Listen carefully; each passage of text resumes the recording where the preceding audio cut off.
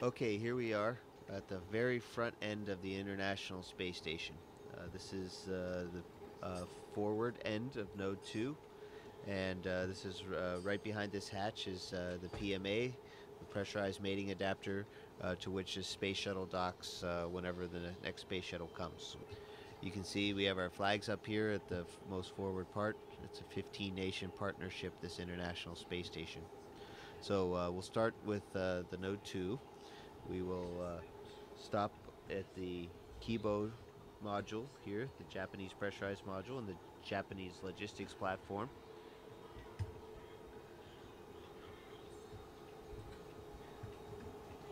We'll stop back there in a second. We'll take a look in the Columbus module, pride of the European Space Agency, and our pride too. And then you can look down the stack, and you can see several other modules, and even into a little bit into the functional cargo block, the FGB, and then the service module. So it's a really big space station that we got. Welcome to Kibo. Please enjoy and relax in this brand new, the most spacious and quietest room in the ISS.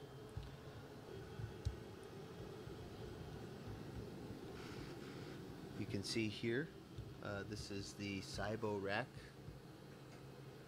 which is for cell biology. And then we have a fluid rack, Urutai. So these are the two main Japanese science racks that are up here now. There's more that are coming. Let's take a quick look out the window before it gets dark outside. We're going around the world every 90 minutes, so we get to see a lot of sunrises and sunsets. Oh my goodness, it's beautiful out there. So this is looking out the port side of the space station, and we're actually also on the front side, so front port side of the space station. And let's take a look what we can see out there. We can see the robot arm I was talking about, the GEM RMS. Those orange things are the solar arrays on the port side. And you can see we have a full set, and 15A STS-119 is going to be bringing up the last solar array on the starboard side. And take a look. There's our beautiful blue planet there. And looking at this and where we are, I'd say we're over the South Indian Ocean. You can actually see some icebergs down there. So we're actually probably between Africa and Antarctica. You can actually see the different shades of the blue water. Okay, so now fly with me. We're going to go to the Columbus module.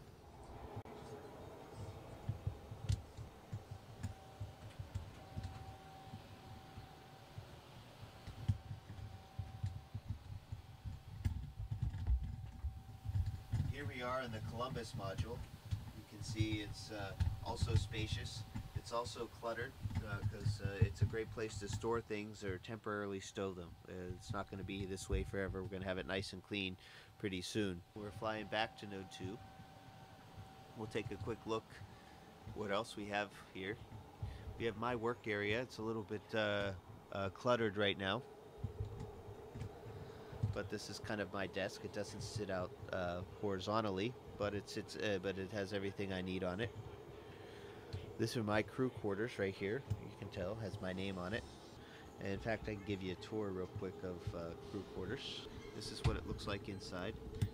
There's a fair amount of room. We'll get has a standard space station light on it.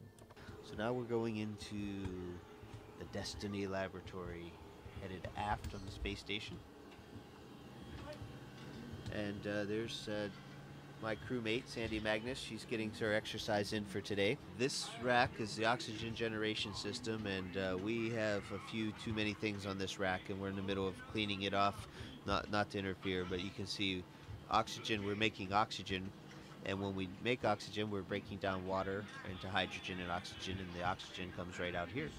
The water we're making either comes from the condensate from the air conditioning system, the water that's in the air, or urine. So this is a really neat regenerative life support system. And now we're going to go back into one of the first modules, Node 1, which is also called Unity. These are this is our pond or our wall of water that's down here. We have different kinds of water, and these are called contingency water containers, CWCs. And you can see different kinds. There's water that you can drink, and water that you can use for other things like flush water or generating oxygen. Now here's the airlock. As we go, the Quest airlock. This crew lock is a hatch that goes outside into space. So you can see that hatch right there. In the meantime, we're kind of storing EVA related things here. You can see this is a safer, which is a kind of a jet backpack that we wear on the outside of our spacesuits in case we get separated from the spaceship. We can fly our way back in. I remember being a Capcom on STS-96 when I first saw these signs. That's pretty amazing.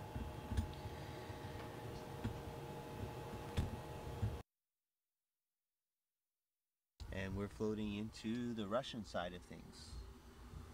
First and foremost, we are now in the pressurized adapter part of the functional cargo block. We call it the GA, and it's also a docking port down below.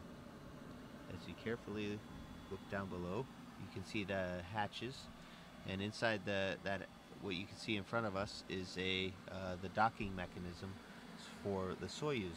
Come on up. It's very compact. There's not a lot of room. Makes it very efficient. Now Yuri's been busy unloading the Progress. We just finished an EVA, so things here in the functional cargo block are very functional right now and very cargo-y. So you can see things are just really full here in the FGB. As we leave the FGB here and go into the docking compartment. Docking compartment is another one of those vertical looks, and it's a kind of a misnomer. It's not just docking compartment, but it's also a airlock. So Yuri and I went out in these two spacesuits a few weeks ago and went into open space and had a spacewalk. Continuing on down through here, and we'll stop here on the way back, is our Progress cargo vehicle. The Progress is a cargo ship, unmanned, uncrewed, nobody driving, and has the same kind of docking compartment. It's very much based on the Soyuz design, except it doesn't have any re-entry capability. And we're going to take a look outside. And this is the hatch that I opened up and went outside for a spacewalk, and we're looking aft on the space station. There's a ladder, some solar panels. We're looking at the service module, Zvezda, and looking at our beautiful planet Earth. Let's see if we can get a nice little view here of Earth. A little small treat, because no tour of the space station would be complete without it. Last but not least, in the service module, Zvezda, which means star. It's the heart of the space station. It's where we used to have the only place where we could create oxygen and live with the carbon dioxide removal system, as well as a place to eat and sleep. There's my crewmate, Yuri Lonchakov, exercising on the treadmill with vibration isolation system, the TVIS. So this is our eating area. There's our table, and we're just getting ready for lunch. There's our water dispenser right there, Russian style, and our controller for the water dispenser. There's Yuri's room off to the side. You can see he has a sleeping bag right there hanging on the wall, and a computer right here so he can call on the telephone and write email and read books. And relax in the evenings a little bit, because we have long days up here. This is a surprise visit that you guys are paying on us today. So things aren't cleaned up, but they're real. This is exactly how we work and live in space. And that'll wrap up the tour. This is the International Space Station.